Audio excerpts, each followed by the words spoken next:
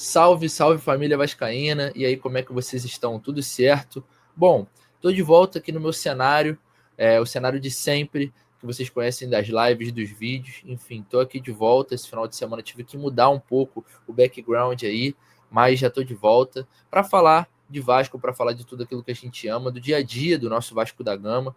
Então, ó, se você gosta de receber notícias, atualizações sobre tudo que está acontecendo no noticiário do Gigante da Colina, não esquece de se inscrever aqui no canal, ativar o sininho de notificações para receber tudo o que a gente solta aqui no canal, vídeos, lives, pós-jogo, pré-jogo, entrevistas, que mais? Coletiva de imprensa, enfim, tem coisa para caramba aí que acontece no Vasco da Gama, a gente sabe disso e a gente acompanha tudo. Então, para você ficar ligado, se inscreve no canal, deixa o like para receber os vídeos, ativa o sininho, compartilha com seus amigos nos grupos, para a gente aumentar essa família Mário Coelho Vasco, que é uma família gigante, a maior do Vasco da Gama. Beleza? Então é isso, rapaziada. Eu queria comentar hoje sobre um assunto que, assim, a gente sabe que é um grande elefante branco na sala, que é a renovação de Dimitri Payet.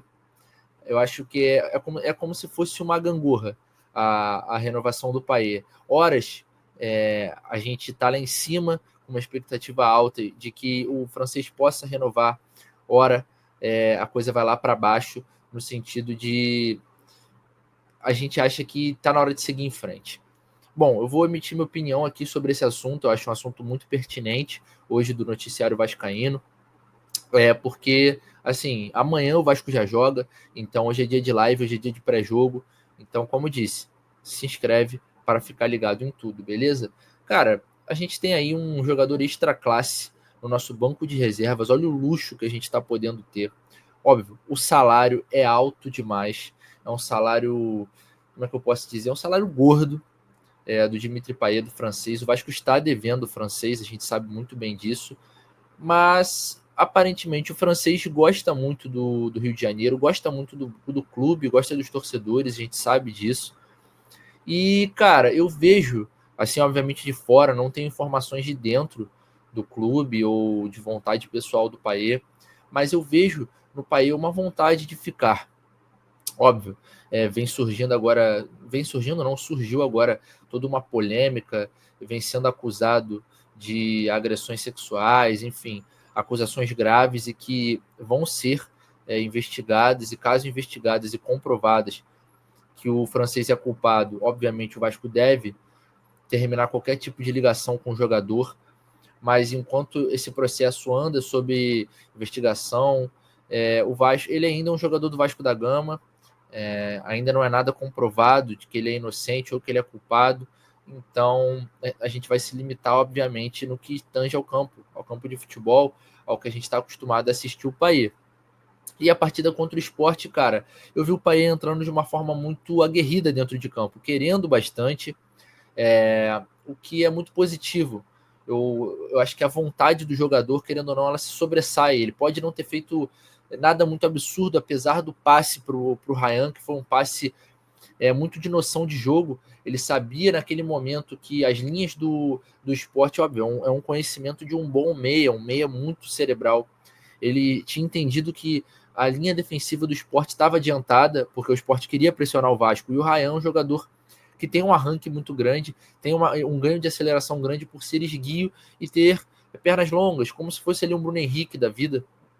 Então ganha muita aceleração conforme tem campo para jogar. O Payet simplesmente chutou a bola no espaço vazio, o que foi um belo passe, uma bela sacada, e o Ryan teve total condição de sair com a bola dominada e sair cara a cara com o goleiro, com o Kaique França, para finalizar, para fechar o caixão ali do esporte dentro de São Januário. Então, assim, ter um jogador como esse, com essa capacidade, é algo extremamente valioso para a gente, ainda mais no banco de reservas, porque eu acredito que Coutinho e Payet hoje se complementam. São dois meias que tiveram um nível de futebol europeu durante grande parte da carreira. Tem essa mentalidade, tem essa genialidade entranhada nos dois. São dois jogadores extra classe, como disse.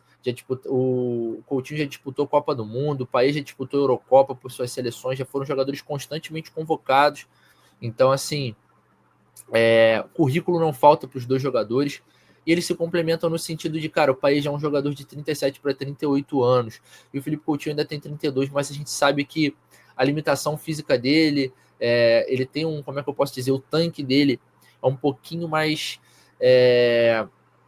tem um pouquinho menos de capacidade do que o geral, ele se cansa mais rápido, enfim, mas é um jogador que também é uma posição que, querendo ou não, cansa bastante. Você jogar ali entre os volantes, você tem que estar em constante movimentação. O Coutinho é um jogador pequeno, então ele tem que estar em constante movimentação para não ser uma presa fácil para os volantes, enfim. E se cansa muito rápido. Então o Coutinho é um jogador que ele aguenta seus 65 minutos de partida e o Payet aguenta o resto. Ele complementa o